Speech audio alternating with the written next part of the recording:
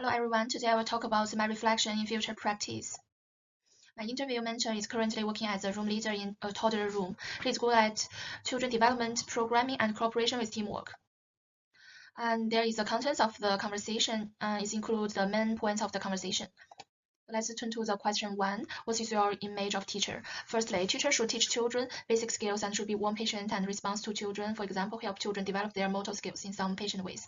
Secondly, teacher should create safe and engaging environment to ensure children feel comfortable and to ensure they can explore and express themselves better. Thirdly, teacher should observe children closely and following their interests, and then supporting children's development at their own space. Finally, teacher is a partner with families and they need to communicate with families every day. They need to keep openly and respect values, keep connection with families, team members, and children, not only following the instructions. Let's turn to the question 2. How do you see your role as an administrator in an early childhood setting? Supporting both the children and the team, communicate with team members and families together to give the children best start. For families, as for an administrator, need to keep open and respectful, update daily routines and everyday information in the apps, and so communicate with families when them drop off or pick up children. And also use email to ensure families feel like they are participant in the decision making. And for the colleagues, it is a good way to communicate colleagues through regular team meetings to discuss the problems of children transitions, corporate plannings, and problem solving together. Administrator can direct colleagues to program schedule and create a positive team culture to make everyone feel valued and supported. For children, the role of administrator with children is to connect children with the world around them. In my interview center, it was designed a topic of all around the world experience. They invite local services, engage with culture groups, make an exclusion, and get families involved in the community events. They celebrate Father's Day, Mother's Day. It can build a bridge between service, families, and communities. Let's turn to the question 3. What are all the jobs that you do as an early childhood teacher? Caring the children, teach them planning, do some teamwork, programming, and following the children's interest after teacher observe them and set up experiences for children. And also supervise and support children's routines like meals, toileting, resting time, and transitions. Teachers should also support children's social and emotional development by helping them with self-regulations, problem solving and communications. If children have different boundaries in daily routines, teacher need to guide them to the right way. And the teacher also need to help need to build relationships with families, tell them children's progress in the center, and communicate and cooperate with team, plan the meetings, share the responsibilities, and support each other. And it is very important to ensure the environment's safety and follow the policies in the NQIs. And finally, reflects on practice, adjustment, and improve learning environments and routines. For the question 3 is how does the teacher make time to advocate for themselves, like to achieve the personal philosophies or simply to cope? And it is relation on practice through programming time or quick notes in daily routines. For example, play-based learning and respect for relationships or children's agency. As an advocate, communicate with team members and leaderships is very important. For example, talk with director about ratios, planning times, resources, and teamwork. Having a professional conversation can support the good practice. And for the question 5, how would you describe your leadership skill? For example, coaching, democratic, transformational.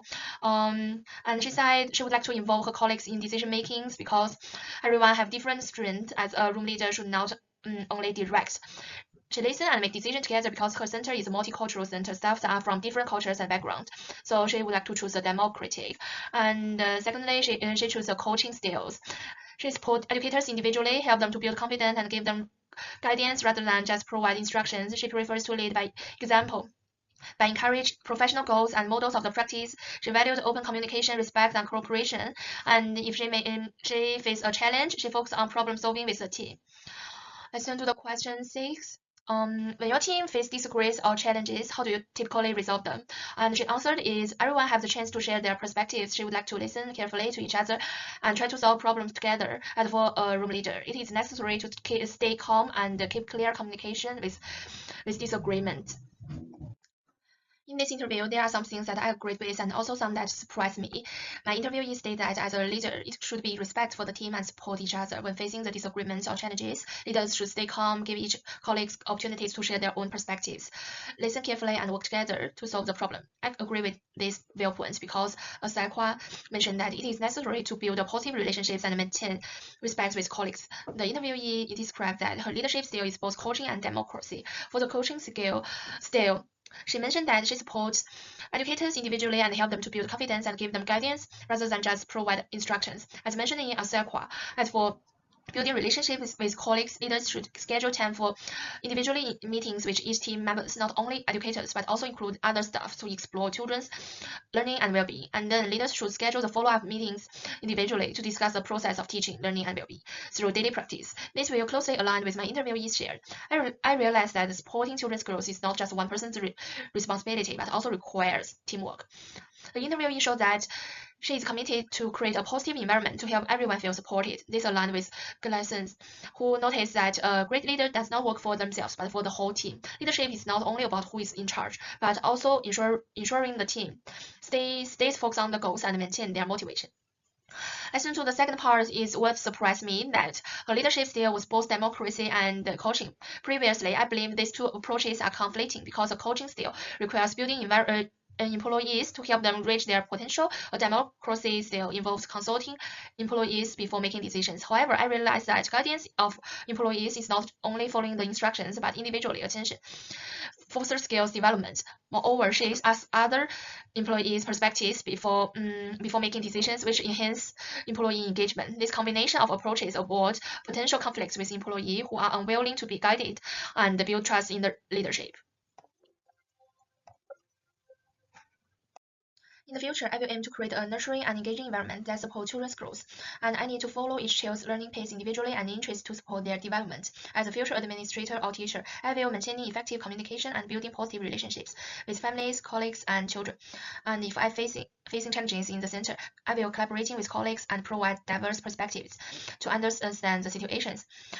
I realized that teacher duties are more than teaching children and caring for children, and it also includes a planning experience, supervise and supporting children's daily routines. And I learned that different people have the different leadership styles. I think I will combine the transformational and democracy styles in my future practice. As a transformational leaders, I will demonstrate commitment to organize goals, and as a democratic leaders, I always discuss with whole team before decision makings.